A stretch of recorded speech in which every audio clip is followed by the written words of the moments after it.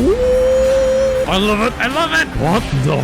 What? Yes, it's the plot twist. Oh, the animation budget. Oh. It's our first time in Septimont, but once again, Kuro Games has cooked something awesome for us. Man, what a tight appetizer. Tight in that the story was sharp and engaging, and appetizer because this part 1 served to prep us all for the main course that is part 2 of patch 2.4 story. And I'm pretty damn sure this part will be when hits the fan. Gosh, the next fortnight cannot come any quicker. Still, that's not to discredit how awesome this first part was, because part 1 did its job well. But why tell you that when I can just show you via my own playthrough? So sit back, relax, and enjoy my jovial first steps into Septimont. Go to the Avenolium? What? Didn't we just get Cartethyia out of there? Why are we going back? There are traces of a resonance energy discharge everywhere. That a bad sign? What a mess! Or This place looks like it was just bombarded. was there an attack or something? Yep, that's definitely Cartethyia's residual frequencies. Where does she go? Or more importantly, what did she do? Cartethyia, what's going on? Last time we were here with you, it was a beautiful moonlight. And now she's blocked us, because we don't get any messages from her on the terminal either. Oh, how the mighty harem lord has fallen. Anyway, Abby mentions how the frequency seems quite messy and unsteady, but its source points towards an archipelago across from Ragunna. And as the frequency is still fresh, Rover wants to head over fast before it fades. But first, he's got to consult a special ally.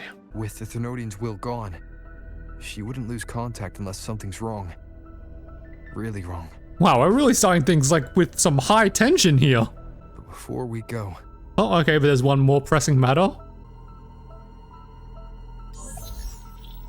Oh, Cantarella! Yeah, oh, what's she doing? Did we catch her at a bad time? Oh, a call from the honored laureate himself. What is it? Missing the serenity of my castle, I presume. And the serenity of your beauty. Gosh, I've missed you, girl. But unfortunately, Cantarella, today we're missing Cartethyia. And yes, we're as in we are. Because Cantarella too understands the severity of Cartethyia's sudden disappearance. Still, Rover's reason for contacting her is to get a crash course on Septimont, which is the archipelago where the frequency came from. It'll be a bit reckless to go somewhere you have no knowledge on, right? Hence this phone call. Cantarella explains that whilst Septimont is another city-state within Renasita, it greatly differs to Ragunna. Septimontians revere heroes, not gods. Hence why they love glory and couldn't give a f*** about the Sentinel. Basically, they have arenas, not churches. Furthermore, Septimont is also much more welcoming to outsiders due to their lack of border controls, which Ragunna enforces quite strongly. If you recall at the start of 2.0, when we arrived in Renasita, we literally met the TSA before we could head into the city heart. Finally, Cantarella highlights how Septimont is presently hosting the Great Agon, a significant event for the city's economy as it draws visitors in from all corners of the world, which then makes me think, oh, it'll be completely reasonable for Rover to run into Chiyuan and Chisa in Septimont now. So, with all the information we need, it's time to head off to Septimont. But with every new journey comes new worries, namely in Abby detailing how uneasy she feels and how everything feels tangled up as we approach Septimont. Nevertheless, we'll cross that bridge when the time comes. But right now, we've got to find our blessed maiden in the land of warriors. Clouds disperse. Okay. Okay, they're doing something big again. Arm strength on Rover though, just to be on that wing ray for so long. And welcome to Septimont, ladies and gentlemen. Woo! There's lyrics in here too. Oh yeah. This is how you do it. This is an introduction that is so good. The lyrical music, the beat drop, the spectacles, the sunshine. Oh gosh, this is sick. Woo, woo, woo. And let's land down. Welcome to Septimont, Rover. Abby, we've arrived. How do you feel now? Yeah, I wonder how Abby is feeling. Abby? Oh, Abby's gone silent? Nothing from my tacit mark. Is it sleeping? Or is it... Being subdued in some way, shape, or form. Cartethyia helped with Abby's symptoms before. Oh. I could really use her help now. Hello? Wait, no, that's not Turvin. I think it's Haltier? We Woo! share the same thread of Imperator's power. I could try using that to sense where she is. Oh, that's a That's freaking sick, man. Oh, I wish I could replay these cutscenes because I just want to see them without the dialogue box. Oh, so cool. Now let's find Cartethyia. Because we did resonate with her, right? What's that creature she's facing? Oh, Half human, half lion. how long has she been in Septimont for? Or special echo? Yeah, that half human, half lion. Tacit discords? What? Okay, but seeing Fleur at least versus this goddamn thing. Oh, that's gonna be a battle. It seems that Cartethyia arrived in Septimont earlier, and with Abby out of the loop and thus unable to track the frequency for us, might as well just ask around. Or, you know, someone else can come to us, or rather, something else. Oh, Rover, behind you! You're gonna get back shots, bro. Oh, there, he sees it? No? What the? Something was behind us.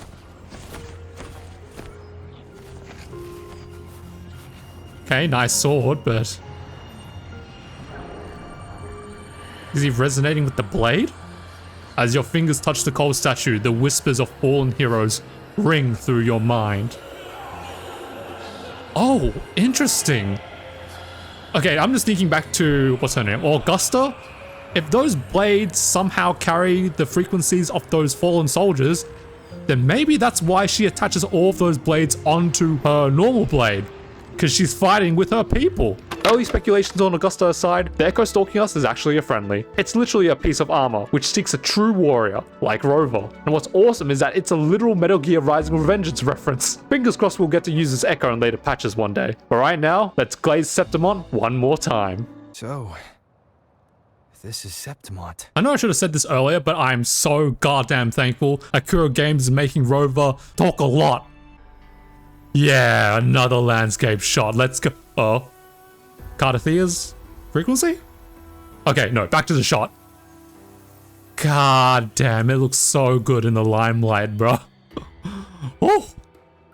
That Unreal Engine power is nuts. Oh, but oh my god, black screen. Oh, as fantastic as WuWa is, even it cannot escape from the black screens. But to compensate, we get to see Cartethyia's frequencies lead us to her. It seems that Cartethyia is purposely leaving crumbs for us to follow, so that we may bring this story to its rightful end. Perhaps Cartethyia means to put an end to Cristoforo's plot lines. Well, whatever it is, we get to play as God now. And God is good. But not this experimental unit place. Destroy the pipes? There's a being hiding inside? What the hell is all of this? It's not explained, because Cartethyia is on a Mission Impossible X-Subway Surfers run to bring the structure down. It's basically a whole QTE sequence you can't lose. And with each pipe you cut down, the unit's defense gets stronger. But it's a non-issue to Cartethyia's grace. Still, it does make you wonder, just what the hell are they trying to protect in this lab? A question that Cartethyia will unravel. Cutscene? Cutscene? Yep, just Cartethyia doing Mission Impossible stuff. Trying to destroy a freaking laboratory that we don't really know what it's all about. Oh my gosh, Carl. Cut that thing. Okay, we're doing it ourselves. Yeet. There we go. Oh, cutscene again. Gosh, we're getting a lot of cutscenes. This is amazing. Okay, who needed the Echo when she can do it herself? Oh. Now let's see what was inside that tube. An human? Oh, Dark Tide? What? Who is that person? Oh, I should better say, what is that person? Oh, what the heck? Oh, orb bomb. What the hell? Oh, loop. Okay. What the hell was all that? With a new region comes new mysteries, Tomotoki. Come on. Anyhow, back on Rover's side, we overhear some conversations with the locals, as well as see Septimont's version of a Kubot, which is just a widescreen feline with speakers for ears. The locals literally welcome us, which is such a whiplash from our first day in Rena Sita. The villager also wonders if we're from New Federation, which got me jumpy because often the next region is one which gets mentioned a lot. Anyhow, we inquire about Cartethyia, but to no avail. Though the villagers mention how most visitors from Laguna are either from Brand's crew or the Montelli's family, since it's their groups who are more open to Septimont's way of life. Please, Kuro Games, I want to see Brand and Carlotta appear in Septimont. They also outline how if there was someone from the Order that actually came, they'd be getting a lot of stares. So here's me hoping that Phoebe appears too. But I also feel bad for her because that'll be the second time that she's under public scrutiny. Recall in the fishing event how the fishing village treated her? Anyhow, we also inquire about the half-human, half-lion Echo, since it did face off against Cartethyia in that memory. Turns out this lioness of glory is Septimont's guardian Echo, Arsinosa. It only appears during the Great Agon, and earning her blessing is a high honor. Kinda like receiving the Sentinel's whispers when becoming the laureate in Ring Nasita. But it does make Rover wonder, why would Cartethyia fight such a glorious creature? All I know is that Cartethyia would beat the arse out of Arsinosa, for sure. Anyway, the villagers advise we find others for more information, but then suddenly, she finds us. Boss, you're looking so serious. Excuse me? Who? Oh. You... And you are... A 4-star resonator from Huanglong. Well, I mean, based on the design and all that stuff, because we already got the 5 stars released, so you must be a 4-star. Me? I'm a traveling Taoist from Mengzhou. Just call me Buling. What is this accent? I'm really curious, but she looks kind of cute. I love the little glasses that are on her nostrils. So it's like a snarky smartness to her character. Traveling Taoist, Mengzhou. Oh, it's another city. It's not the capital though, that's Mingting, but hey, love to see more Huanglong lore. I'ma take it. Buling. Exorcism, talisman divination, fortune telling. You name it, I bling it. So, you wanna try your luck, Fa? Oh, what is this accent? How did you know my name? To be fair, Rover, you're pretty well known wherever you go. Heard about you from an old friend. You know Jinshin? Pretty sure you met her in Jinzhou. She Oh my trained gosh. the State Master before me. Oh, we're connecting the other resonators to resonate. Ah, I love it. Okay. Just relax me. We've got history. Last time I went up to the mountain to see her, she mentioned you. So that's where Jianshin has been. Okay, last time we departed from each other, she was trying to help us out, just trying to understand the world. And now she's making friends along the way in the mountains of Mengzhou. So I hear you're looking for someone? Not so easy, not so easy. The feng shui in Renacita is not good. Oh, the teachings of feng shui. Basing fortune according to placement of objects, among other things. The tea is trapped underwater, not good flow. No luck now, bad sign. You should be careful, boss. Trapped underwater. I'm thinking back to that story trailer, how you could see Cristoforo falling into the sea and you just see Leviathan swimming in that. Maybe that's what she means? You show up and the stars change. I was betting on who could break the deadlock, so I'm glad I caught you first. Stars change. Who could break the deadlock? Huh. Yeah, I wonder what that means. Show up and stars change, I was betting on who could break the deadlock. Oh, actually, I see her tassel marks on her neck. See that? And she's gone. All right, she must be Batman's daughter. Oh, cutscene again? Who's... What, did we just run into a Lupa? Oh, she's so on that angle. She really is a wild animal. Not bad. Yeah, hello, Lupa. And we're scrapping already. Or rather, no, it's Lupa that's gonna be scrapping. You want some of her lance? You see the eyes? What a beast. From fighting. Oh. Careful now. God damn. Oh, shit. Throat out first. This girl is wild. Oh. Look, Camellia was wild, but Lupa is predatory. Literally. Anyway, Lupa here nearly eviscerated Emilio and his teammates after discovering their dirty tricks. And what's interesting is that his group are Lupa's own teammates, or rather, were Lupa's teammates, since she doesn't fight with cheating match fixers. Lupa's code of honor is very serious to her, so much so that if you cross that line, she will do more than just cancel you. Oh. You know nothing, Lupa. She's literally got that Anya fire in her eye. She's gonna kill something. Not everyone has the same strength to survive in Septimont with a clean conscience. Oh, okay, fair enough. The struggles of the weak. Because they can't beat a talent like Lupa. Actually, yeah, that reminds me. Lupa is like a rising star, right? Maybe these guys here, they're just normal people. They can't keep up with Lupa. So they got to do things their way in order to get the win. Sorry about that clown show. Don't judge Septimont by a few rats that can't hold their own in the dirt. They're not the norm here. The clown show. Oh, wow. She really just dissed all of them together. Lupa's the name. Gladiator by trade. Guess we're acquainted now after crossing blades. Care to tell me your name? I don't know if I'd call that crossing blades. That was more like, you were about to mate with me, unconsensually. Not that I minded. I'm used to fighting the gladiators here. But the way you handled your blade? Oh, it's beautiful. I like it. What a cute little face, bruh. 3, 2, 1. Oh, yeah. Had to clean my monitor after that screenshot. But anyhow, indeed, Rover is good with his blade. The one in his hands and between his legs. Whilst Lupa was ambushed, even though I wouldn't call it an ambush, because would you say 3 ants ambushed an elephant? Lupa cares little over it. Amelia used to be Lupa's partner, and Lupa suspects that the House of Silver, a noble family in Septimont, arranged this attack, even though Lupa heralds from this house too. But after abandoning her team, yeah, House Silver might have disowned her. Still, Amelia's match fixing was the ultimatum which led Lupa to leave. It surprises her that they'd even stoop so low considering how much bank Lupa was raking in. Regardless, Lupa is now alone with no team. For now, at least. Huh? There a problem? Oh, what are you looking at me? Oh, what you should. I was thinking, you're not local, are you? How about... She really eyed me up like a piece of sirloin. Eat me. we team up and fight together in the finals? Alright, well, Cartethyia, that's Cartethia's aura. Lupa is our next lead to find Cartethyia. I'm liking how the story is flowing. This is good. Take the hand, Rover. That's Cartethia's frequency. Oh. But how? I mean, sorry, Rover, that was a little bit aggressive.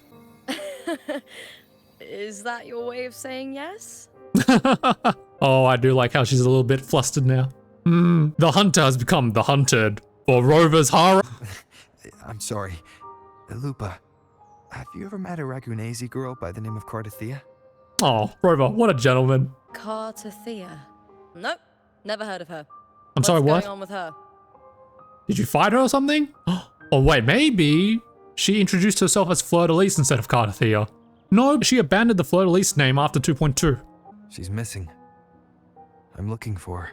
And you seem to know her, Lupa. So, come on, fess up. I tracked her to Septimont, and it seems she confronted Arsinosa. Arsinosa is the symbol of our spirit, the great echo guarding Septimont for centuries. Besides the current F4, Augusta, nobody has ever faced her directly. Augusta! Okay, let's learn about Augusta now. What's an F4? The rule of Septimont. F4s wield absolute power as only the strong are deemed worthy to lead. Ooh, I'd love to see a matchup between Augusta and Cartethyia. That would be a sick battle. The Sentinel Resonator versus the literal leader of Septimont. I don't know if this Cartethyia of yours is strong enough to take on Arsinosa. If she did, it would be the talk of Septimont. That means Cartethyia is like the second person to ever do it. First being Augusta. Now I'm really curious, how powerful is Augusta? I see. No leads yet, then. I wouldn't give up so easily, Rover. I think there's still something we can do with Lupa. After all, there is a frequency on her for a reason. Well, that's why you should join me in the Agon. When Arsinosa shows up in the finals, you might find the answers you're looking for. Yes, yes. See? Keeping the flow of the story relevant and cool. I'm liking this. This is really good stuff. The champion gets noble recognition, a hefty bonus, and some secret perks. If we win, you can take it all. Aw, that's such a cute face by Lupa. Yeah, I smile. But I also found it interesting how she said secret perks, as if it's going to be something suggestive. Instead of having a prize, my prize is you, Lupa. If that doesn't interest you, and the attention that comes with being a champion even Rover will saw help that as you well. find the information you need on her. Okay, you know what? That is also quite right. Yeah, our prize can be more information. True. But what's in it for you? To win, because that's what all Septimontians love. Winning is like their kink. Me? I just want to see the look on their cheating faces when they realize I've beaten them at their own game. Success really is the best kind of revenge. They're probably betting against me in secret. Ha! Doesn't matter. Once we win, they'll lose it all. Serves them right. Yeah. Oh, look at that. It's the iconography of Lupa. That pose. If there's no punishment for crossing the line, then what's the point of a line at all? I swear that quote is just reminding me of the freaking people die when they are killed. It's just an obvious line, but with a deep meaning, although it's still very on the surface. That's why I look forward to walking this path with you. Can't wait to see what kind of gladiator you'll be. My track record is that I have beaten a Threnodian and saved a Sentinel, among many other accolades. I am the best partner right now. Teaming up with her is my best shot at finding the truth. Knowledge is power. Let's do this. Rolls off the tongue better. Yeah! That's the spirit! Well then, I'll be counting on you, my fellow warrior. And then after, I'm going to be your fellow in the bedroom. There's been many funny introductions, but I'm pretty sure this girl's the first one to sniff us. Now, let's go register our team. I love her tone when she said, let's register our team. Did you know these matches are 2v2 kind of thing? It's basically a double date, but we're trying to kill each other. Anyway, enlisting as a new team, the receptionist is understandably shocked to see Lupa, since she was with a team and then suddenly she's applying to a new one? What? Nevertheless, the staff member complies, but we're gonna need a team name. Warrior, why don't you do the honors? Wuthering Waves. It's the name drop, the name title for our new team. We Septimontians live alongside the waves, and I've always found their sound soothing. Oh, a perfect choice. Great minds think alike, what can I say? We are officially Team Wuthering Waves, and now Lupa wants to apply for a special qualifier in order to fast-track Rover to qualify for the finals. Since we joined the competition late, and the fact that Lupa is able to qualify for the finals already, this is the only way that a new contender, like Rover, can make it to the finals. And so with all the administration done, it's time to take on our first match. And bruh, when I tell you I wasn't expecting the extra effort the devs went to making this feel like a tournament. Ooh! Oh, the introduction scene is so sick! Oh, this is so cool. Oh shit, where are we going? As much as it cucked my frame rate here and there, this battle was pretty fun. Stylized combat in an arena setting. That's what you call engaging gameplay. And even more engaging is ending things on a cool ass Resistance Liberation slow motion. Hey, sick. And thus, that's our first win for Team Wuthering Waves. And Lupa is really glazing that battle, confessing that she could finally savor every moment of that fight. That pose of hers is now her iconography, by the way. Rover has his thumbs up, Lupa has her we can do it pose. Our victory is also celebrated by the cutest little armored furballs in Septimont, the Tadars. The sound they make? Ah, I want one as a pet. And these fans want to be Lupa's pet. Yes, like many athletes in the world, Lupa is a bit of a celebrity, but being someone of fame means you also have to deal with the troubles of fame, such as gossip and clout chasers. Still, that should not undermine the genuine adoration that her fans have for her. And honestly, Lupa's pretty fine with it, since the celebrity gig is also part of the job of being a gladiator. Although today, she's feeling a little feisty with her new partner. Just hold my hand and don't let go! That's gonna be scandalous material, what are you doing? The rising star Lupa has a boyfriend. You could probably draw some parallels between idol culture and gladiator culture.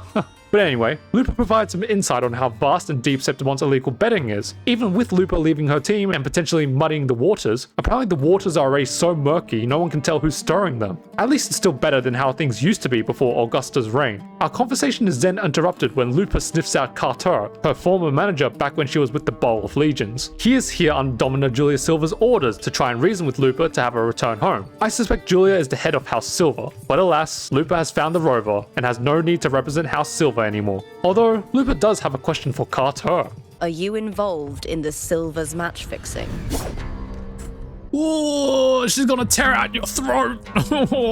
Carter testifies his innocence, which Lupa believes, and then she immediately dismisses him. But the manager tries to leave with a snarky threat about how it was House Silver that made Lupa famous, and thus they can take it away. But Lupa questions whether Julia and House Silver even understand the rules of the game, which I suspect is the game of fame and glory. Entering the lower city via Septimont's version of the Cat Boosters, we undertake our second match of the Agon, and of course, our team wins with flying colors. But suddenly, Rover envisions a memory of Cartethyia, Cartethyia, an abnormal sensation which happened when Rover struck the condenser's echo. As evidenced with Abby not only going out of commission, but also getting an uneasy feeling as we entered Septimont, Rover evaluates that all the echoes here possess an unstable power, a notion that no one else in Septimont seems to have noticed. But what the Septimontians do notice is that Lupa is no longer with the Bow of Legions. One berates her for being unfair to her former team since she changed teams 2 days before the final, another wonders if she changed teams for the money, and another chastises her success being solely due to the Silver's influence. Thankfully though, it's not all bad, as Lupa still has a lone adoring fan, standing strong in the sea of hate. But this all seemingly leaves a bitter taste in Rover's mouth. As they leave, Rover is back onto trying to find Cartethyia, asking Lupa if she knows the location where there is a body of water, since in the memory, that's where Cartethyia was. Lupa directs us, but as they are about to go, Rover still can't let up about the negative rumors attacking Lupa, so he asks her about it. I suspect Rover feels so strongly about this because of Cantarella, someone who's filled with all sorts of salacious rumors but is actually a saint. Lupa acknowledges the rumors, but at the moment she does not challenge them because 1, she lacks the evidence, and 2, now it's just not the right time. But when they win the Agon, that'll be the time to challenge the rumors, because in Septimont, only the winners get to speak their truth. Finally, Lupa reassures Rover that all this controversy is honestly something that's normal in her line of work as a famous gladiator. She's well adjusted to it, and believes that if you don't have the thick skin to take it, you won't survive in her role. Honestly, above all else, Lupa is more glad to have a reliable teammate, someone that enables her to enjoy the thrill of the fight. Thank you for that, my fellow warrior. Arriving at the abandoned water area, which is abandoned due to safety concerns from the dark tide spread, Rover uses the power of friendship to try and scan Cartethia's whereabouts. Even Lupa's like, huh? But alas, she bids us good luck. The luck unfortunately was not enough, and weirdly, Lupa suddenly experiences some headaches, whilst Cartethia's frequency continues to glow. Coincidence? Maybe. Considering how on our way out, Lupa admits that while she has no memory of Cartethyia, her name feels familiar. A familiarity we as the player soon learn the source of, via a flashback. Last we saw Cartethyia, she was about to scrap with Lupa, and now she's walking through a hallway greatly infested with the tidal blight? At this moment, I was really questioning where Cartethyia was, because ain't no way this is the same bustling bright Septimont Rover has been in. And this notion is only further enhanced once Cartethyia stumbles onto Lupa? Someone's still alive. Oh, I think this is the past. Lupa?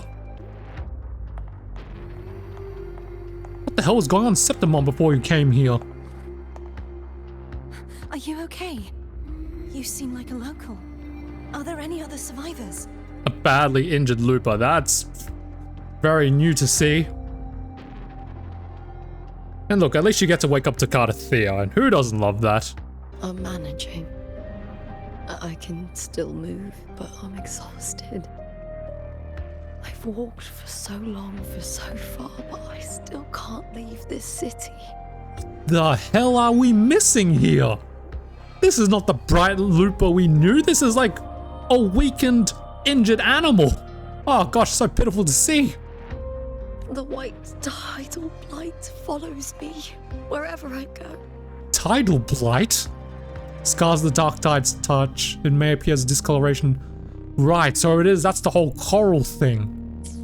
Wait a second. Did she get her memories wiped or something? I mean, knowing Imperator's power, which is to split things, maybe she split her memory, that consciousness?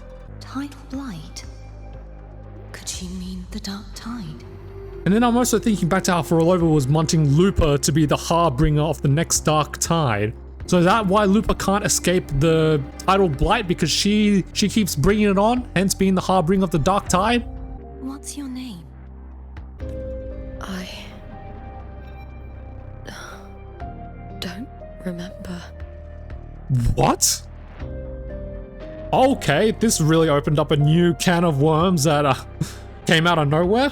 We have a Lupa here who doesn't know who she is, and yet she's followed by the dark blight. And then we have the Lupa that Rover meets, not only knows herself, she's got a family history. Mind you, this nameless person is before Rover came to Septimont. And then I'm also thinking back to that cutscene where we saw that chick with the glowing eyes in that vat off her tube in that experimental building. And then Lupa suddenly appears. Mystery on mystery. That's all right. Memories can be recovered. And so can your name. I've been through something similar myself, and someone helped me find my way back. I love that imagery. The Lupa, she was in the dark, but with Cartethia's comforting words, her face shines into the light. I like that. That's some nice show don't tell. I've only just arrived here. All of Septimont is cloaked in mist. Would you mind sharing with me what you still remember? And with us, the player as well, because I'd like to know, who is this Lupa? Who are you? Okay, well, I guess it sort of makes sense why Lupa did meet Cartethyia, but Lupa cannot call who Cartethyia is, because this seems to be a completely different Lupa to the one we met. My name is Cartethyia. I'm Raguna's. Really? You're gonna start out with just explaining who you are, Blessed Maiden? I'm a wandering knight from Raguna. Yep, okay, that makes more sense. A wandering knight. That brings some memories, Lupa? Oh! Is she... Oh! Okay, she's being attacked! Although this is light work for her, I'm not worried at all. You all saw the cinematic, right? All those things? I'll take care of them. She's not gonna take care of them, she's gonna rip them apart! It's easy. Wait, Lupa gonna fight as well? Together? Alright, bet! Come forth and face my blade. Let's go, Cartethyia. Kill them! Welcome to my city, Griffon's fortress of Capitolini Hill. That just instant transition to something so bright and nice from basically facing an army of tacit discords. Okay. Well then, I'm gonna have to take a bit of a breather to recover from the whiplash of that scene. Our 2.4 transitions from dark to light is like the devs turning on a torch. I need time to transition. Anyway, Lupa provides some cultural insight into the significance of the Agon on the noble houses of Septimont. In their society, strength and power go hand in hand. So if nobles have more power, they better be able to back it up. And the Agon is the best assessment of that. If the heir of noble house isn't performing strongly, it'll indicate the house's apparent weakness, and then they'll lose their riches very quickly. But then you got me wondering, oh yeah, so Lupa will want to find a strong mate then? I'm all in. Speaking of strength, as Lupa frames it, strength is everything in Septimont. No matter your status in its society, prove your strength and you will attain glory for sure. But on the opposite edge, without strength, you will stay in the shadows of irrelevancy. Do you know what else has been irrelevant? Our appetites, because we've been neglecting that since we got here. Time to get some grub. It's no trattoria margarita, but it'll do. Hell, it might even be better. Lupa starts us off with some Hardpour, an energy drink she herself has personally endorsed. Remember, being a famous athlete is akin to being a celebrity, and celebrity endorsement is a whole thing too. Lupa actually finds Hardpour to be good, like gamer subs I guess. But the other products she's endorsed, not so much. But I guess those endorsements were done for the money, not for the authentic reviews. Gosh, we was good at their food porn. As we're about to dig in, Lupa is informed of a new batch of restored footage that's arrived, including those with contender Mia. Restored footage is essentially just fight highlights but recovered from the past, as you can tell from the name. And for aspiring combatants, these are fantastic reference materials. Augusta's restored footage is the most popular for obvious reasons. The Radiant leader not only fought her way up to being champion, but she also fought her way up to being leader. Augusta is, for sure, a powerhouse that I am keen to see. But as to who contender Mia is, it's Lupa's favorite contender to watch, even more than Augusta. Why? Girl's got heart. In every fight, Lupa can feel Mia giving everything in them. But alas, those footages are the last we'll ever get to see of her, because apparently she disappeared during a Great Agon years ago. There are various rumors as to why she left, but nothing's concrete. Still, sucks how she disappeared halfway through the Agon. Now in my mind, I'm thinking we've already met Mia, because she was probably the girl in that experimental unit. After all, she's the only other significant character we've seen so far in Septimont. I'll continue to speculate elsewhere, such as in Leonidas Hotel. Ah, the legendary Spartan hero, reduced to a tourist hotspot. But I'll give credit where credit's due, because this suite looks bloody nice. It really is free real estate in 2.4, and along with the beautiful interiors, we're given this little gem of a song.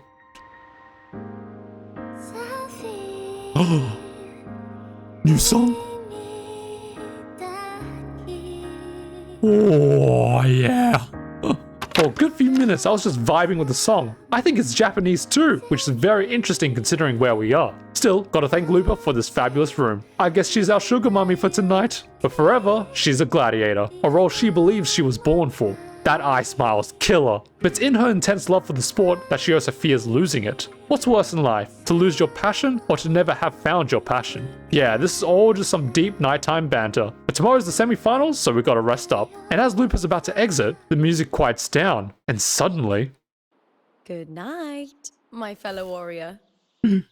Oh, I think I might have been onto something. I think I might have been onto something there. There might be two minds in Lupa. Oh.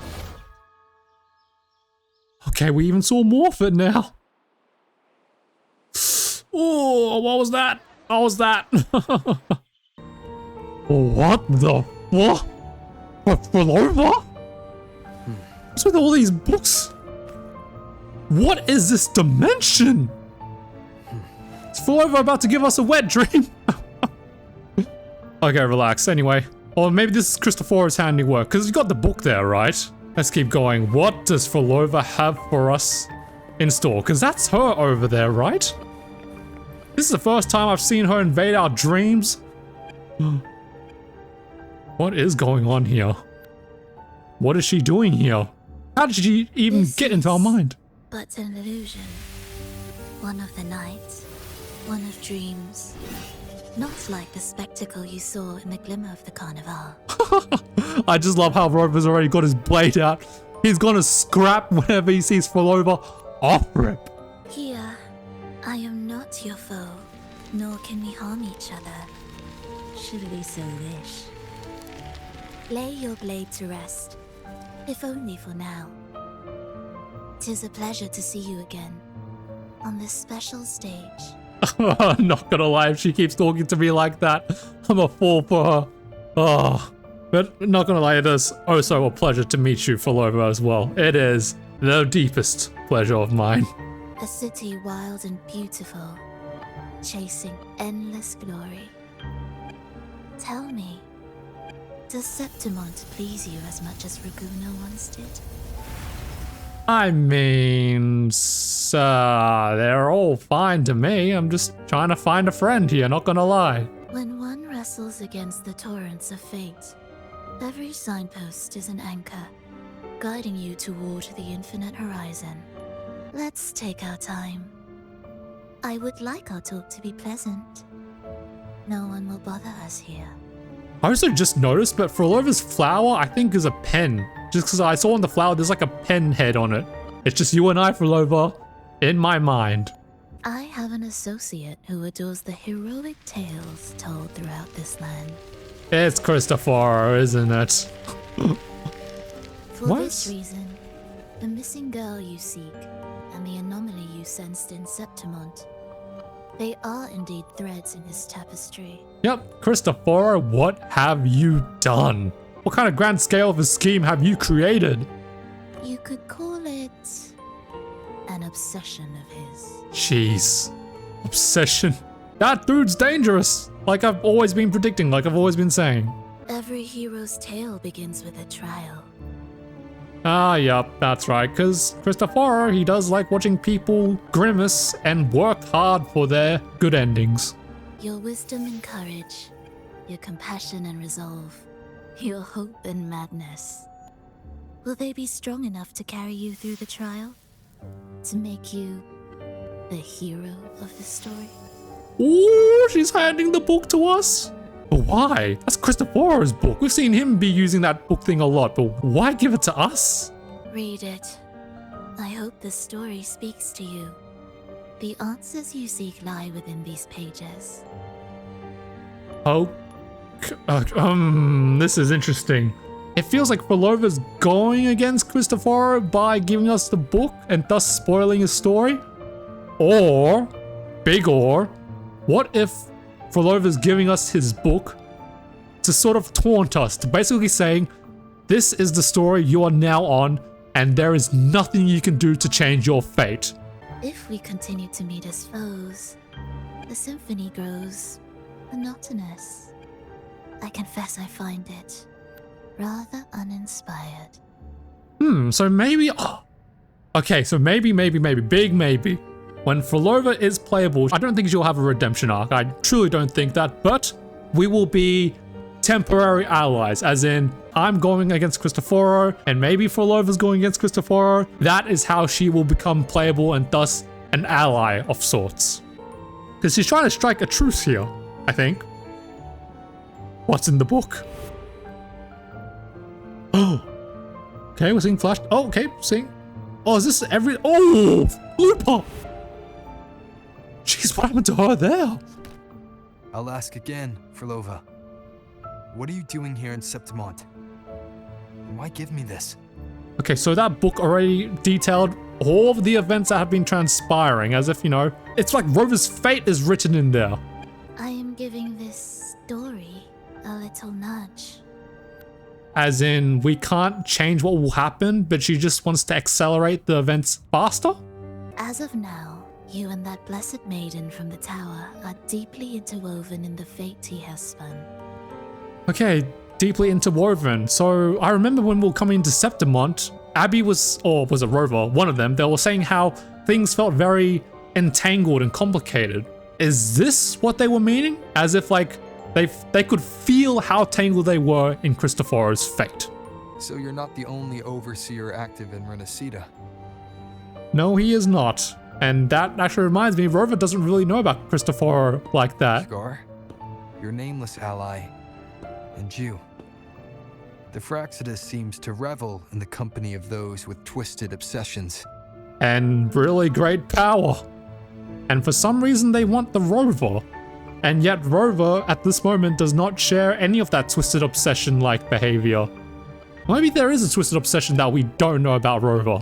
Because I've heard that this is not Rover's first time trying to save the world. It's not as you imagine. You've already met my associate, you see. He trusts what he sees, not the words of others. Well, of course, when Cristoforo has a bunch of billion different eyes in the form of his black birds, of course he'll be able to see whatever he wants. He doesn't believe in hearsay. He only believes what's presented to him. I've already crossed paths with him since arriving in Renacida. Come on, Rover, he's the only dude in red. As a creator, he always hopes his characters will craft twists and turns that he himself cannot foresee. I'm just laughing in my head because what if Phrolova was like, as a content creator, that'd be such a disgusting twist to the story. Wait, as a creator, he always hopes his characters will craft twists. Alright, his characters, as in, he wants to set the scene, but make the scene so twisted and diabolical so that then the characters' motivations and what they decide to do are so beyond out of touch that he cannot see it. Cristoforo really wants to break these people. He believes that the closer one stands to the protagonist, the greater their influence over the tale. I think that's a very obvious story trope. But the true lead of the story has yet to emerge. So it's not the Rover? Now I think about it, with all this talk about stories, I wonder if Cartethyia was also given this conversation, because at the very start of the story, she mentions how she will see Rover at the end of this story. Perhaps it is Cartethyia, I don't know. I gave you this play so you can see the ending. That gladiator girl will be the harbinger of the dark tide in Septimont. Yes, we have been seeing that a lot, because that existence that came out of that test tube was for some reason inside of Lupa as well. No wonder the guy takes so long to write his plays, because his plays involve everyone in the story here. All glory will be consumed, and the pride of heroes will dissolve within a blackened maelstrom. Such is the finale she holds most dear. I'm sorry, what? Such is the finale she holds most dear? Or maybe the she is the person inside Lupa. Lots of questions, lots of questions. This is a short story, one that only lasts 3 days. When the final match concludes, so too will this story.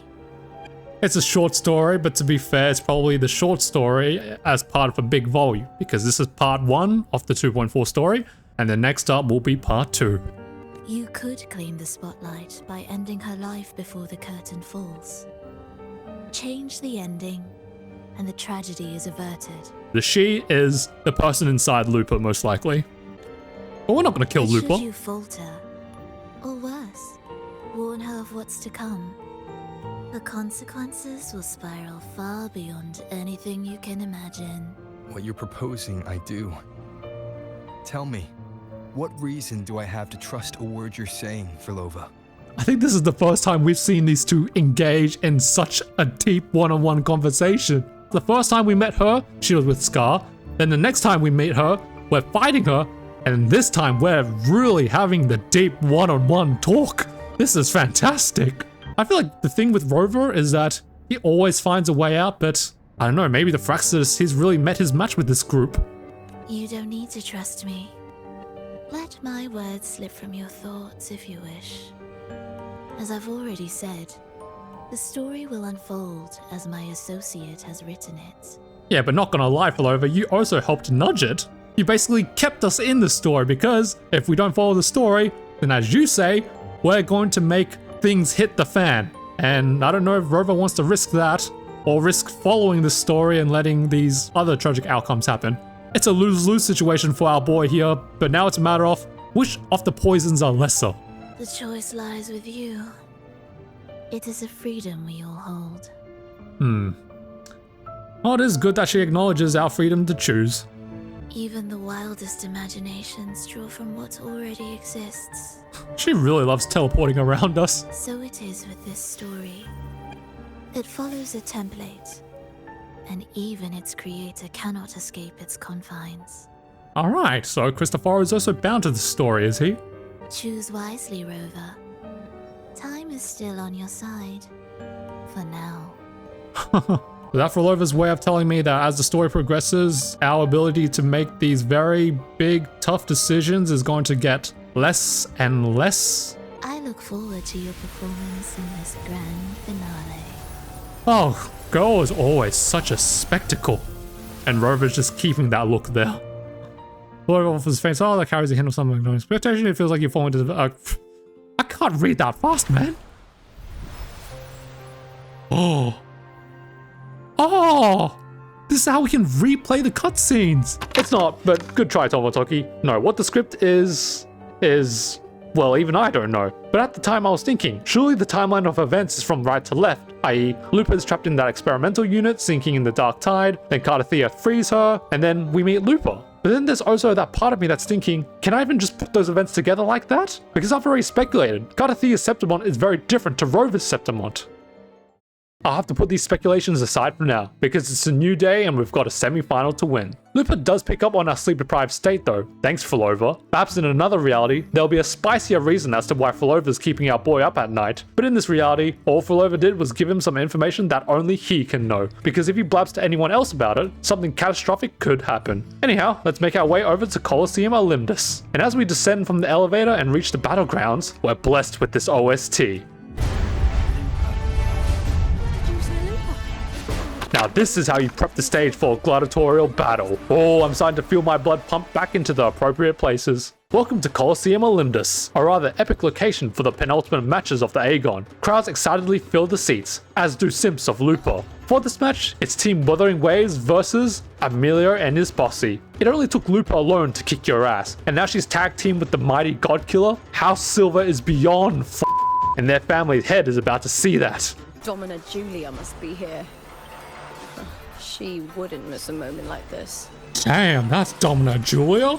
Ooh, the Silver House looking kinda nice. She's exceptional, yet arrogant, and Lupa's here to show her up. To bear witness to all these grand events, here comes Septimont's F4. We meeting Augusta. There she comes. Oh, look at that. Walking in with guards by her side on a leveled balcony. This is power. Augusta returns to the Great Agon, but as an F4 rather than contender. And as leaders do before sports events, Augusta sings an epic speech, praising the game's significance to their city and highlighting its importance to the Septimontians' values. Augusta's so respected that both Emilio and Lupa gaze upon her honorably, even though they're both easily at each other's throats. So for their sake, let's not keep them waiting anymore. Cutscene. Oh, cutscene. Lupa going crazy. And... Whoa. Oh, wait. Dark Tide influence? Oh! Frequency. Whoop. The dark tide in the inverted tower. And we've got Rover talking in the cutscene as well! Oh. It's gonna be Lupa versus Rover? What's going Thanks, on? my fellow warrior. What? Can't win, so you play dirty in the arena, huh? Wait, Lupa, you don't know what's going on? He's sick! Okay? Oh, what? Another win for Team Wuthering Waves, but this victory isn't over, because it's time for Lupa to speak her piece on House Silver's cheating. Lupa's main evidence? Her spear just now, which tried to strike Rover. It was apparently made by House Silver, and thus Lupa puts 2 and 2 together to conclude that House Silver was committing foul play by having her get disqualified or something over wounding her own teammate. I remember at this point though, I was feeling a little bit iffy because this evidence felt out of convenience and was not legitimate. Clearly Lupa's spear was swayed by the Dark Tide's influence, not Silver's machinations. If we want to call out House Silver, we gotta do it properly. But since Lupa does not know about any of this stuff, she just simply sees this as House Silver's cheating again. Although Domina Julia is confident enough to challenge Lupa's accusations, claiming to Augusta that Lupa's spear would be clear of any tampering under any scrutiny. Furthermore, Julia repels Lupa's slander by reminding audiences of 2 things. That it was Lupa who turned their back on the Silvers when they needed her most, and that House Silver is so strong and successful that they have no reason to cheat, because what's one loss to their streak of victories? Julia here really be trying to twist Lupa's narrative, making audiences think that it is Lupa who is trying to destroy House Silver by committing to this cancelable farce because she is no longer part of House Silver. But then, a particular twin-tailed goddess arrives on the scene. Enough of this disgrace. Stop your performance, Jester. Look at these 2 queens, bruh. Hello, Iuno. Finally. Oh, she's just jumping down from here? Just like that? Okay, graceful. Graceful queen, you got it. You see the twin tail flip? Oh, that's so Rin sucker coded. Not gonna lie, they definitely should have gotten Rin's voice actor to voice Iuno. That was quite the entrance. That's Iuno, the priestess of Septimont. She rarely leaves the temple and only shows up accompanying F4 Augusta. Only shows up for Augusta, bro. That's the Yuri coding is powerful there. Anyway, what did priestesses do? Leaders of Septimont's temple who can foretell fate. Yep, I knew it. She's a diviner kind of person. They listen to the strings of destiny at a personal cost and offer guidance to those who seek answers. Personal cost?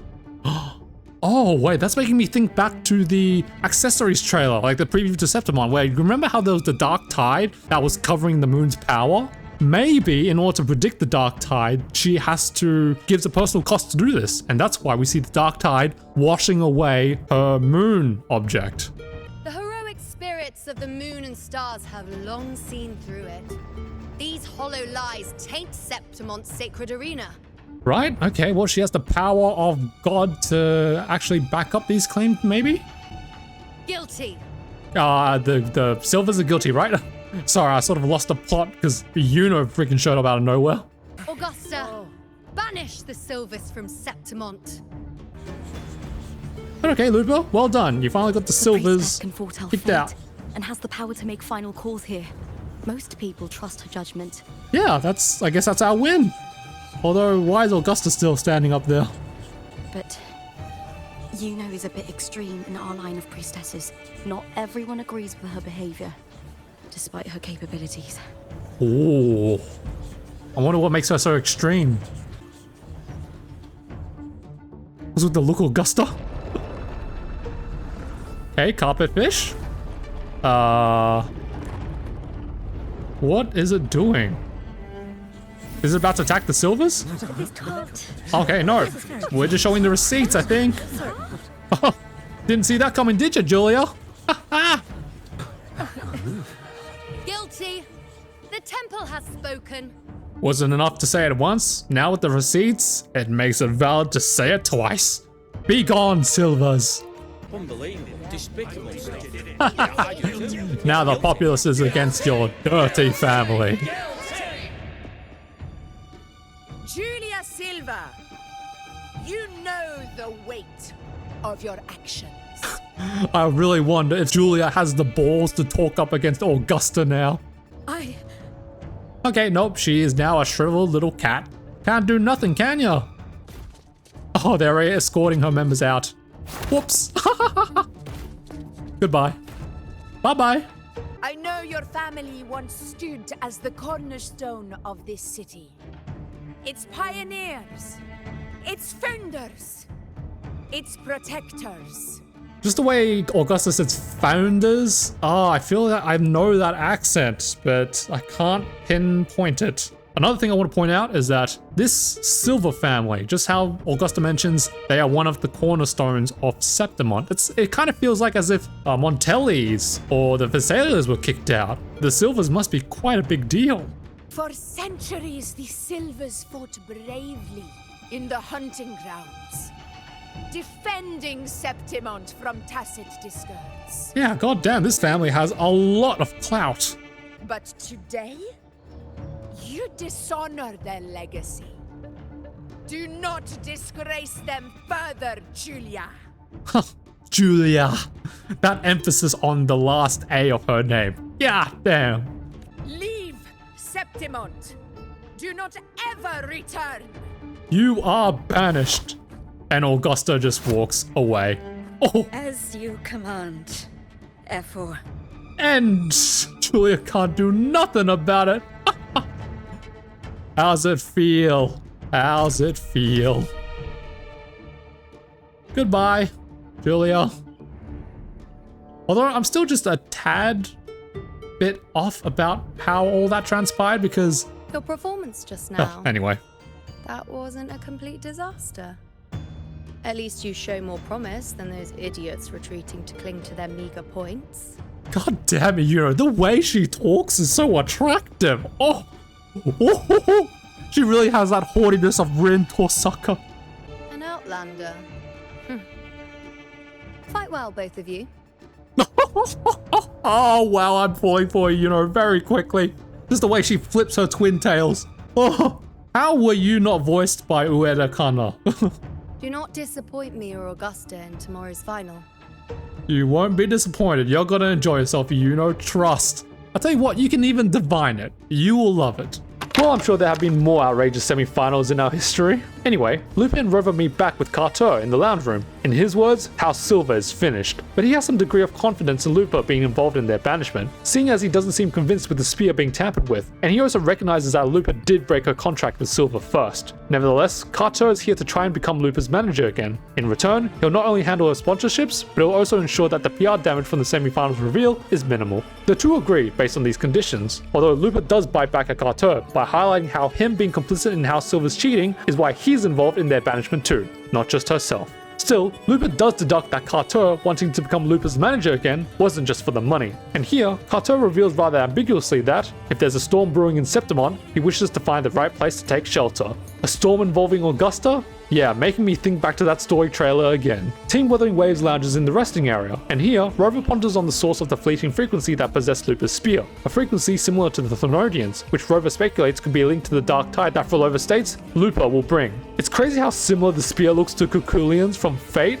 Just some long red steel. But with the markings etched into it, I also thought about what if the Fraxters forged that spear and then gave it to House Silver? Anyway, Rover inspects the spear and weirdly finds no frequency there, which then leads him to ask Lupa about whether Julia believes in the Sentinel or not. Lupa basically says, hell no, as Julia prided herself on being the perfect Septimontian. Still, here's me wondering, why did Rover even ask that? Yeah, I actually don't know about this one. Comments help me understand. All this thinking has gotten me pretty tired, and I guess the fatigue's got to Lupa as well. It's funny how I wasn't freaking out on this scene, probably because I was so focused on the mysteries of this patch. But also like, bruh, why are only girls from Rena Cedar getting your shoulder? When we go back to Huanglong, you better be giving the shoulder comfort to everyone, goddammit. After a short rest, which hopefully recharge our social batteries, here comes the fans. This time round though, Rover's got some clout now. What's nice about this fan invasion is that everyone's on Lupa's side. Luckily, Lupa gives us an outing from the fandom, along with a very cheeky wink. Oh, WuWa devs know how weak their player base is. I am said player base. And now, with Rover alone, he's got time to wind down and assess everything he's learned so far.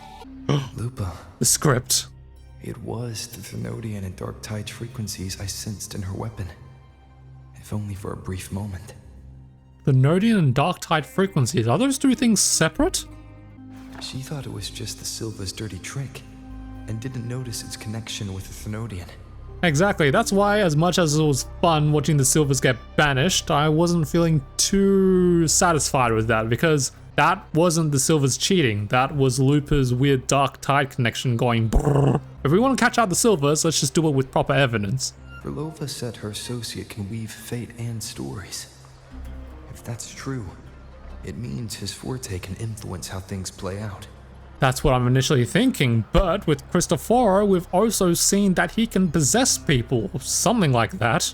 Or maybe that is part of his ability, because by possessing people, you technically make them do what you want. Maybe that's how his weaving stories and fate goes? But it's unlikely he can freely bend the fabric of reality. Phrolova would have overrun Solaris long ago if he could. Either Septimont exists outside reality, or his ability has limits.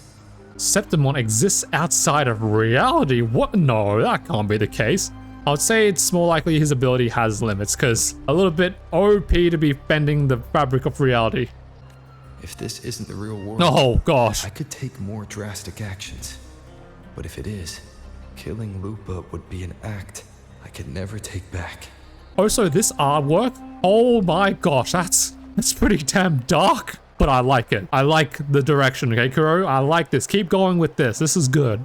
The best approach is to stick to my original plan. Wait for Orsinosa to appear in the final. That's my lead to Cartethyia.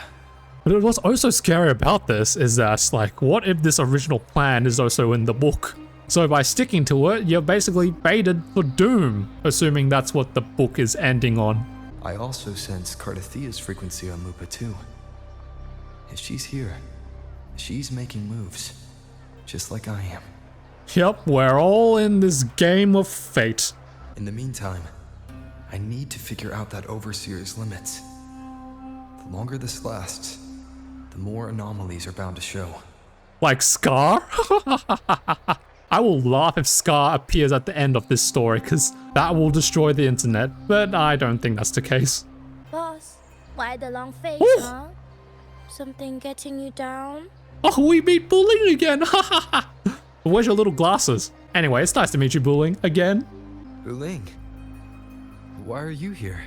Maybe she was a contestant? I'm here for sightseeing. How could I miss the Great Agon? It's Septimont's signature event. Her accent is so unique, mainly because I cannot tell where it comes from, but it's weirdly attractive. I quite like it. Huh? Does Buling notice something? Wait, her Tao's power. She can help us with the book. Use your Feng Shui abilities. Oh. Yes. What, the selfie? A Bagua selfie. Oh. What are you doing now? You are the one to break the deadlock. Okay, so it seems we've got two resonators here that can Noticed it, haven't you? both use these divine Septimont things. is caught in some anomaly. Okay, weaving fate, stories, and anomalies. Maybe the anomaly is what we want, because the anomaly is basically what's outside of what's expected, the ordinary. And if we want to break this fate that we are currently interwoven in, the anomaly is what we need. How much do you know about it? This is our second time meeting, Buling. That can't be a coincidence. Rover's got a point there. I think Buling is our friend. I can feel it, but I don't know where it's coming from. Every time I get close, it slips away like smoke. So grateful that Rover has got a lot of allies in this story. Which is good, because the Phrolova is an organization, and as powerful as Rover is, he cannot beat an organization without his own friends. But now, I'm sure of it. If I want out of this mess, I need to borrow some of your muscle. The way she says muscle. If I want Rover to get out of his mess, we'll probably need you, Buling. Oyo, but Taoists have their rules, can't say too much. But helping you helps me. A little nudge is no big deal, right? I love Buling. She is so fancy of a character. So much to love about her. Here, take this. A little something from me to you. A good start for us. Anyway, it's on me, no charge. Thank you for the Bagua talisman. Seeing isn't believing, but truth exists in the mirror of the world. Go ahead, see for yourself. Used to be seeing is believing, but I guess in the Taoist philosophies, that is not the case. Time to go into the mirror world. This is some Doctor Strange level stuff we're doing right now. or Kamen Rider Ryuki if you're one of culture. To explain the reference I was making here, in Kamen Rider Ryuki, the Kamen Riders fight in something called the Mirror World, although I'm not sure how many of you even know Kamen Rider like that. Anyhow, the Bagua mirror seemingly gives us a glimpse into the past, and it's here where we overhear a conversation between two Septimontians. The pair are discussing contender Mia's performance in an arena called the Underground Pits, but apparently her performances most recently have been a little shaky, so much so that one of the spectators crashes out a little because he bet his fortunes on her. Mia's manager, John, apparently promised the spectator that she'll win. But alas, past winners have always been noble bloods, as if the nobles themselves have their musky hands on the tournament's outcomes. And with Mia being someone from Laguna, yeah, she's probably winning nothing. It seems this Bagua mirror is providing Rover more insight into Mia specifically, and as he continues to follow the mirror's glow, the more clues he'll obtain. The next conversation we see is with John and an unsatisfied instructor, whereby it seems Mia has crossed some kind of line. It appears whenever she enters the ring, she just completely goes nuts, scaring even her instructor. From hallucinations to hysteria, clearly this Mia is not normal. I do not know what Lupa saw in her. She cries during breaks, she cannot connect with the fans, her only redeeming quality as a gladiator is her pure fighting prowess. There's plenty of flaws on Mia, but John still sees the value of keeping her in the ring. Another conversation we overhear is between some nobles. Whilst Mia does have a devoted fan base, so long as she's still winning, before the Great Agon, her reputation was abysmal due to her unhinged fighting style. Perhaps every means to glory is not justifiable, even in fighting. But it was John that saved her career as gladiator, if you call being exploited as saving. And yes, WuWa, I'm aware I've been at this for a while, but I'm fine. Finally, the next scene we see is with Mia herself, who literally looks desaturated compared to the version inside Lupa. There's definitely an air of introversion in her personality, so it's quite jarring to hear how she's some crazed fighter. Although in anime, this is a character trope they do all the time. Anyhow, Mia here is just trying to lift her own spirits in her confidence as a gladiator, reminding herself that she can do this, that she'll be fine, that she has supporters. But she also acknowledges her limits, believing that no matter how hard she tries, this is as far as she'll go. Which could mean a whole number of things, honestly. Yet, when she confesses how much she loves gladiating, I can't but help draw this parallel to Lupa, who's also mentioned the same thing, albeit much more happily. Although, even if she can't treat gladiating as a hobby, probably because she isn't good with its social aspect, she still adores the sport and the glory, which makes her want to win that much more badly. But she also needs the money, which is quite an odd line. And after, she cries to herself. It's pretty hard to watch. But being from Laguna, at least she appeals to the divinity for strength. She needs to be much better than she is now, in order to not let anyone down. In my mind, I'm thinking, alright, maybe Mia has come to Septimont to financially support her family or something, but I suspect there's much more to this than just that. Anyway, just as we're about to manifest another conversation, suddenly Lupa comes into the picture, glitching into her Mia form, along with Rover feeling the Thornodian's frequency as this happens. But all my worries are suddenly gone from that killer smile. Hot damn. And as the pair leave, a new pair enters the scene. Cartethyia, Lupa again. Okay. You need to rest before continuing this investigation. Your strength is spent. Hopefully Cartethyia, we find out more about this quote-unquote Lupa person. Thank you for your help these past few days. Few days? God, what has been going on in Septimont before we came here? We're both from Rinascita. I'm here by the Sentinel's will. This is simply my duty, for I was once blessed by the Sentinel. Okay, but they also said that Mia was also from Laguna. And now, this Lupa says she's from Rinascita. Okay, I'm more and more convinced that Mia is in Lupa's head. But how has this come to be? I'm still not sure. The blessings and freedoms they grant, I wish to share them with everyone across these islands. Well, it's nice that Cartethyia actually confessed properly this time that she is the Blessed Maiden. The tidal blight is spreading faster. I'm afraid. Yeah, just a lack of confidence. It really makes me feel like this is Mia we're looking at right now. It's okay. Do not let it break you.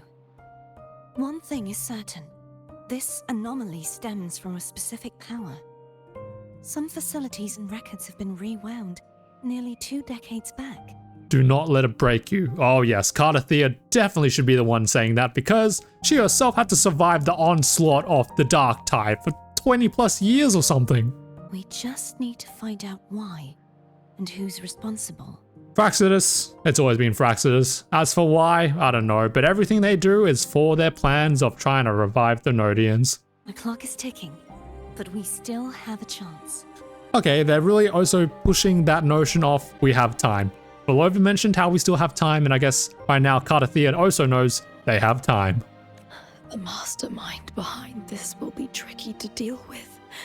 Yeah, we got one who can transform into a goat, another one who likes flowers a lot, and one guy who's a bit of a bookworm.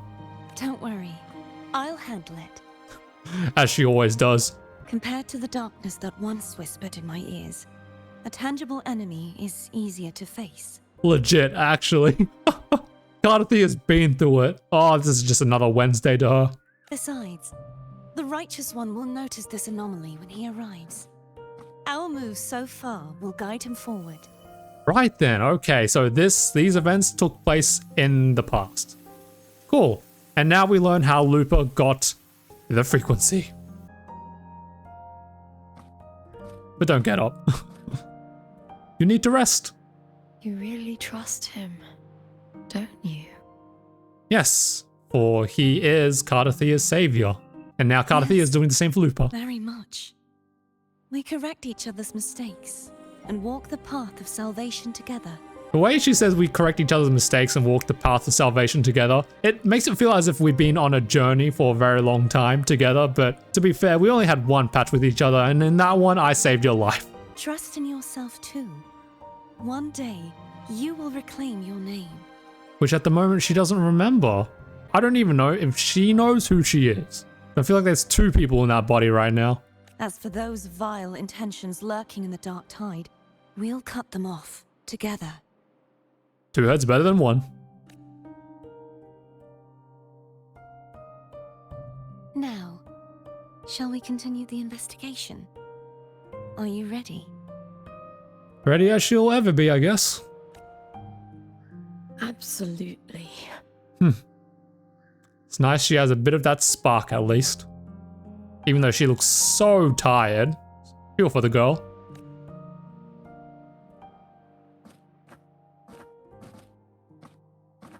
The music stopped. Oh! Oh! Cartethyia! Oh, right then. This is so exhausting. Why do they keep doing this? With these headaches I can't deal with the whiplash of that. Fighting in the arena. Okay, well, as Lupa wags her tail and lies there, let me analyze, because I also noticed that Mia, when she takes over Lupa's body, she is walking with far more finesse and standing upright as she walks, whereas with Lupa, she's injured, she's like a whimpering injured animal. Maybe that's to represent which of the two personalities is more dominant at the time, which is essentially reflected in their strength. What is it? You're radiating worry. And you can tell by sniffing me for a third time. I wonder if you can detect pheromonal sense. Well, what's that gonna do to you? You gonna jump on me then? If it's about tomorrow's final, maybe you should relax a bit. Lupa, can you tell me more about Mia? Sure, but why the sudden interest? Because she's in your head. Inquiring more into Mia from Lupa, it seems Mia did win the Agon, but left before being crowned champion. Furthermore, Mia was obsessed with training and refining her skills, which people in Septimont looked down upon, although here's me thinking it totally fits her wanting to be better than she was. Still, the rumors around Mia leaving mainly surrounds her being pressured from dirty match fixing, causing her to run. Now if Lupa were in her shoes, she'd certainly handle things better. While she does acknowledge the commercial aspects of gladiating, and even doesn't mind being used to further one's financial gain, she has a hard line on cheating, a line that the Silvers crossed, and thus it was over between the two. Alright, I think that's the last of my narrations for 2.4 Part 1. Let's toast some heart pour and ready ourselves for the finale. But before I go, look at the script. What the hell is this? Source versus fiction? Some kind of dual reality thing going on in Septimont? Or the second part of 2.4 better have some kind of anal explosive conclusion to this all, because there's a lot being built up, so there better be something to pay it all off. Entering the finals now.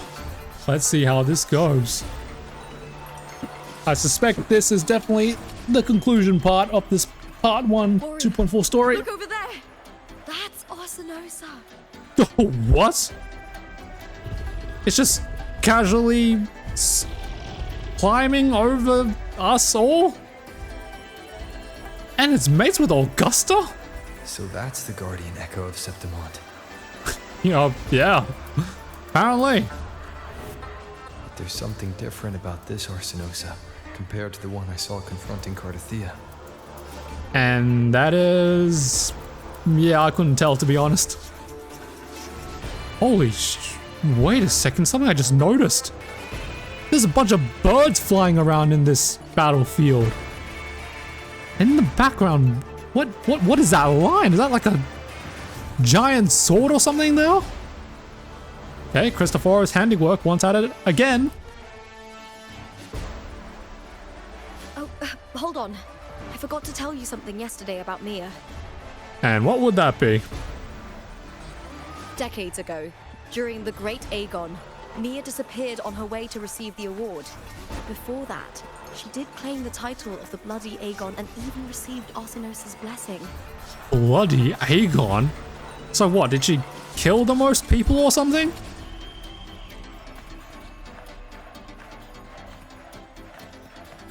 The current 2-on-2 matchup was only introduced thanks to Augusta and her predecessor. So what? Before days it was just a free-for-all kind of thing? Battle Royale? Before that, the matches were far more brutal. And Mia survived that. Well, no wonder Arsenova gave her his blessing. Gladiators were thrown into a chaotic free-for-all. To hype up the event, the organizers would unleash hordes of tacit discords into the arena. The last gladiator standing was crowned the victor. God damn. Part of me is starting to think that they might bring back that tradition somewhere later in the patches. Assuming Augusta's position is never thwarted from her.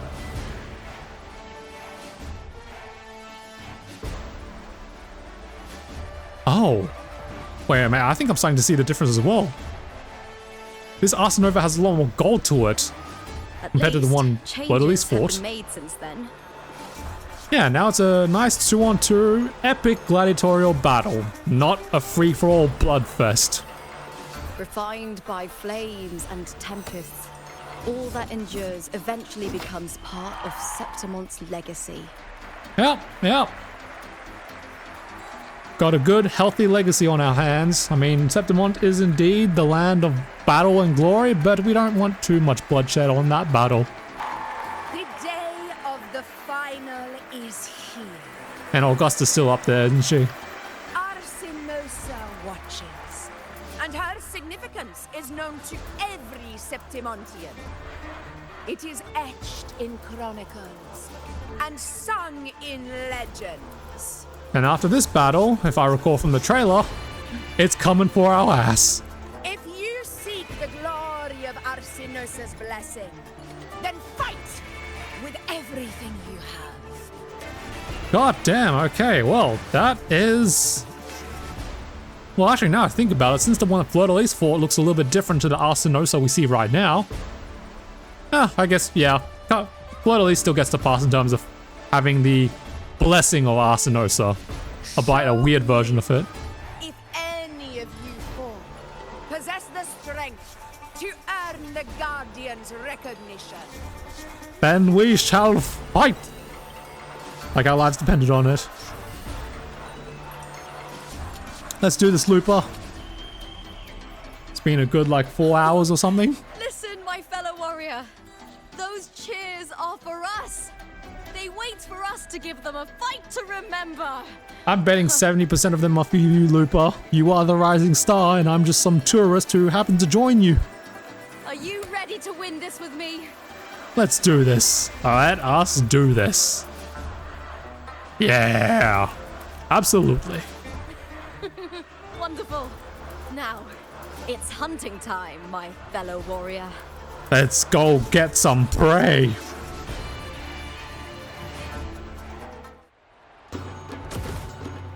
Are we gonna get a final... Okay, nope. Same screen. Okay, we got level 3 echoes on our side this time. This is gonna be a fight. Bidding! Res Liberation. Okay, I'm trying to read the dialogue, but we get the tangled colliding sensation again. Are we in a safe environment? Gosh, everything's everywhere. Don't worry, we are right. Make quite the hunting party. Yes, we do. Oh my gosh, Lupa. Okay, yeah, she's going wild, this girl. Come on. Okay, that's why. Because I'm focusing on the gladiator here. Special. Come on. Yep, just ganging up on that gladiator now. Yeet. Okay, I think we dealt with its echo, did we? Because there is so much going on here in this Battle Royale style 2-on-2. Honestly, what would a Battle Royale actually look like in gameplay mode? I'm pretty sure that kind of battle would just completely F up the frame rate because they're just fantastic assets that are just riding everywhere. Oh, what? It didn't activate? Whoops. That's my bad.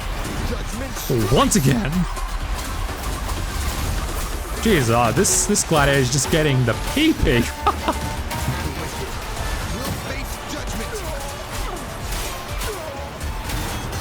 Just keep the battle going, keep the momentum up.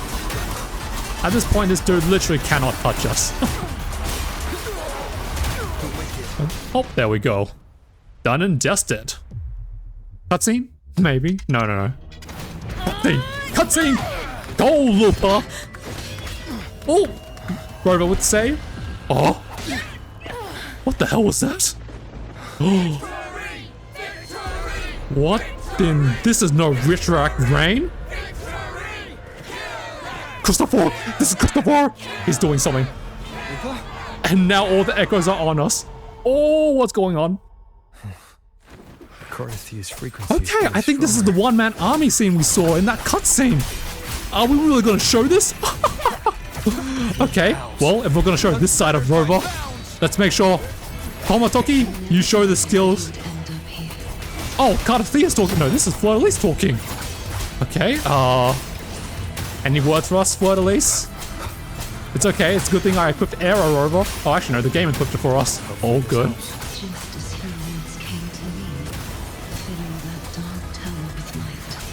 Yes.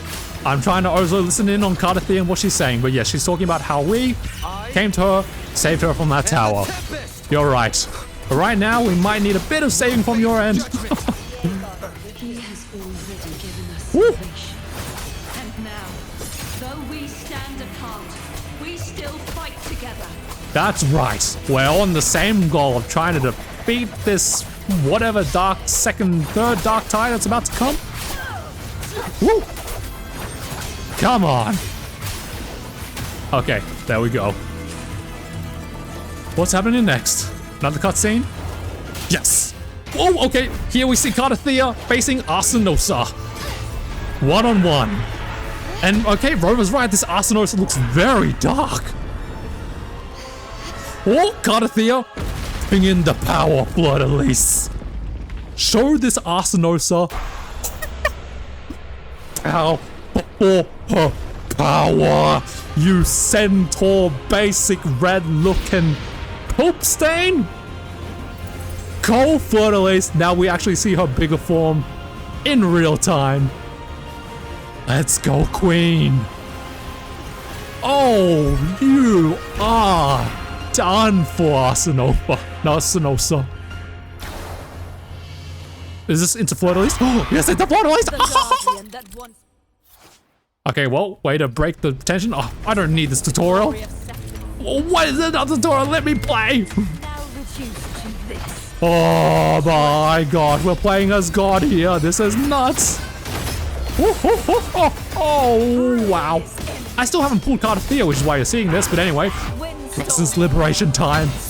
Be gone. Okay, and now we're back to Cartethyia. Oh, good. Transformation. Now you know the power. Okay, but I can't be playing recklessly here because I want to see the extra cutscene. Because I feel like this is going to be another battle that we should lose. Or expected to lose, I should say. Because we're not doing too— ooh, got the parry. Let me go. Let's go. Okay, well, I think still charging up.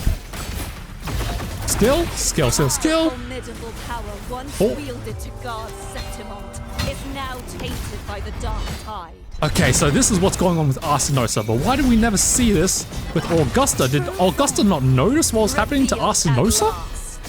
Okay, well, whatever the case is going on, let's just keep trying to beat this thing's butt. Oh, okay. Oh, okay. You trying to do something funny? Ooh. Oh my gosh, I dodged absolutely nothing. I suck. I suck so much, but come on. I'm pretty sure. Oh, I can make it. I can make it. I'm pretty sure like the halfway mark is where this thing will fall. Come on, I want to be the good player. The player that doesn't lose to the scripted programmed fight. And I think I'm... come on, just break the weakness. Break the weakness. Oh, okay, what's it doing?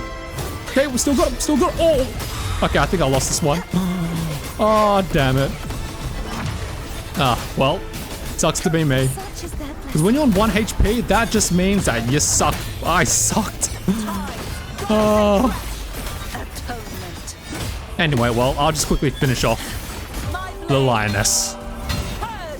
Kill that! I do wonder. Okay, scripted time? Nope, we're still going. Parrying its ass. Transformation. We move. Gosh, it is. Woo. Oh, what the hell was that? Okay, yeah, charge into that wall, idiot. Oh, okay, I'm the idiot. Woo. Friends liberation? Take this. Yeah. Okay, and that ends our cutscene. Oh, so this is what Arsenos looks like when it's infected with the Dark Tide. And why does it have jiggle physics? Right, Fleur-de-Lis. Oh, Rover? Rover! Oh, okay, so these two really are fighting their own battles. Let's go, King and Queen. Rover! Yeah, Fleur-de-Lis, go! Go, Rover, go, Fleur-de-Lis. Look at these two in the transition cuts. Oh, oh my gosh! I get it, because those two are like, they're resonating with their frequencies. And they both kick ass in the same frame. Oh. Look at her, the god. And the Dark Tide pours out. It's going 2D now. And we're back, it's back for a second round. But Fleur-de-Lis is gonna kick your ass all the same. Whoa, it's way bigger than before. Take this, Slash. Oh, the animation budget. Oh, the Sakuga. Righteous one. Bro. Waiting for you. At the end of the story. Oh, hey, Mia. And there's Rover. Nice work, dude. Woo, woo, woo, woo, woo. What a finale. What a battle. Nice work, everyone. But I feel like something's still gonna come. It's not the end yet.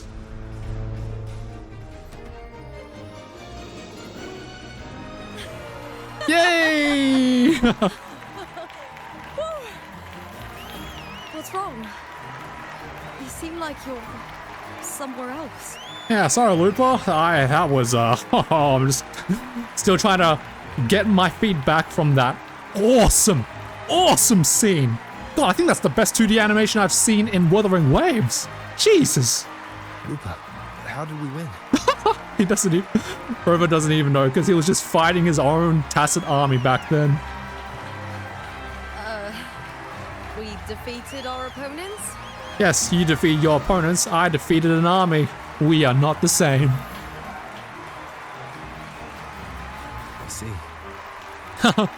Yeah, just, okay, I see. It happened, all good. Bloody Agon I experienced definitely wasn't a dream. It was like the real world overlapped with the anomalous one. Oh, okay, my bad. That wasn't a Tacit Discord army. That was the Bloody Agon in full effect. God damn. I kept seeing Lupa and Mia overlap with each other as well. Source and fiction overlapping a lot as well. Huh, okay, maybe there's a core story of... I did not pick up. My bad, people. Mia and Lupa. Oh, hey, Lords of Septimont. Iuno. Why, and Augusta. But it doesn't seem that Arsinosa gave her its blessing to us. Or maybe it will, but later. And there's Arsinosa. But it's not scrapping just yet. Remember, this is more than just a title. It is a testament to your own strength and wisdom in overcoming your opponents. You've earned the right to claim it. Oh, but now in this finale, I'm starting to think, but what if the thing that we saw with Cartethyia is like another, like, it's like fiction, like as the script mentioned, because there is no way Augusta and the people of Septimont will all be fine if what's the lion's name? That Arsinosa thing was corrupted by the dark tide. There is no way they can just jump right back from that and think everything's normal. There's no way. It can't be. Something's going on. There is definitely overlapping realities here. Don't know what that's looking like, but yeah. And I guess we've got a new item with us. Thank you, Augusta. Wait, only half? Oh wait, that's right, because Lupa gets the other half to represent the two as one. Yippee!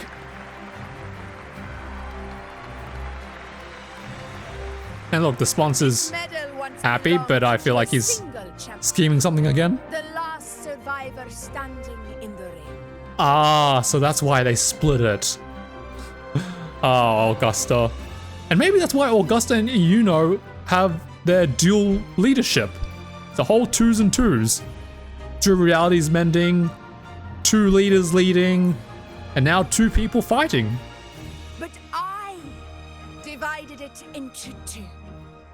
To remind you that just as we fight alongside echoes, the glory of Septimont is upheld by heroes who support one another. To remain steadfast. You got it, Queen. Nice. I like the philosophy. Fighting alone is commendable. However, true strength lies in protecting those beside you. And I guess that also throws a very strong parallel to that whole cutscene where we have Cartethyia and Rover, while separated, they fight together. The high tide draws near. I want all warriors heading to the hunting grounds to remember this. The dark tide also comes near, but anyway, what did you want to say, Augusta?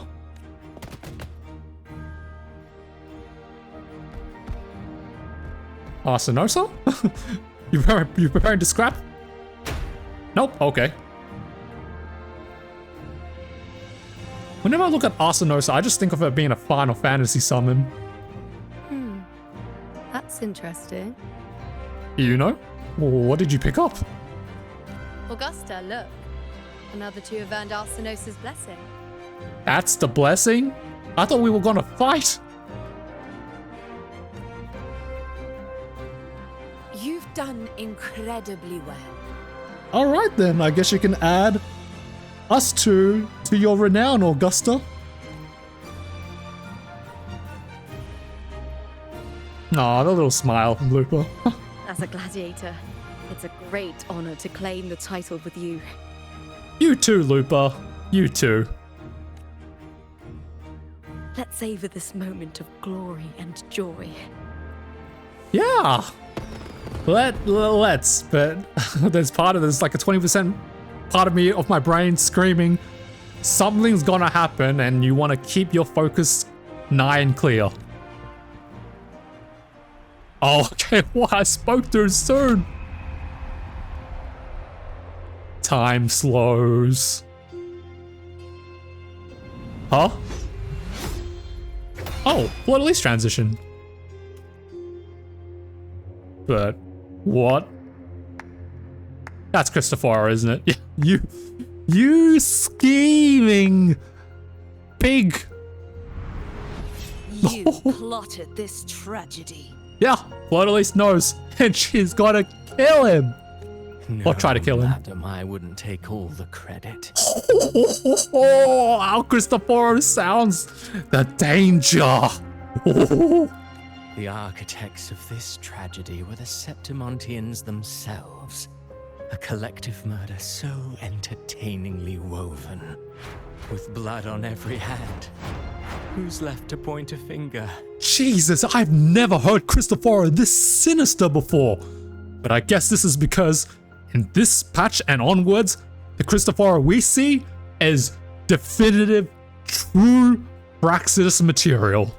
But I must admit, I'm astonished you would endure all this for strangers and lands you've never set foot on. Yeah, and he loves it. Of course he loves it, because he loves these kinds of characters. The characters who go beyond for those they don't even know. And that's, once again, an expression of humanity's will. A very noble expression. I don't need any grand reason to slay a villain like you. The Threnodian once sought to pull the entire Renacita into the Dark Tide, but it failed. Fleur-de-Lis! We've always heard her in cutscenes, but I think this is the first in-game cutscene we've heard her. And she's out for blood. And so will you. God damn it! Cristoforo, he's not even scared. He's just like, bring it on. Madam, surely you know you alone cannot undo my story. Right, okay, so when Cristoforo said this, he was talking to Fleur-de-Lis. What kind of book was that, bro? Okay, so... Alone. He will come here and find a way to finish this. Yes, I will. Yes, Rover will.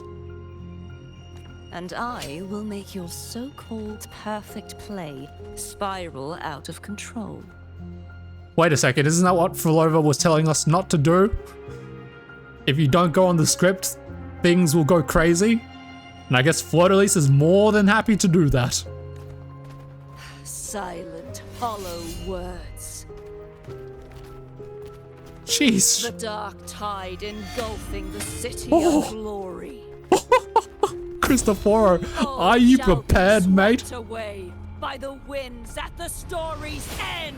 God damn it! What a scene. What a scene. Woohoo! Yes, there is more to this mystery. And I guess that ends that.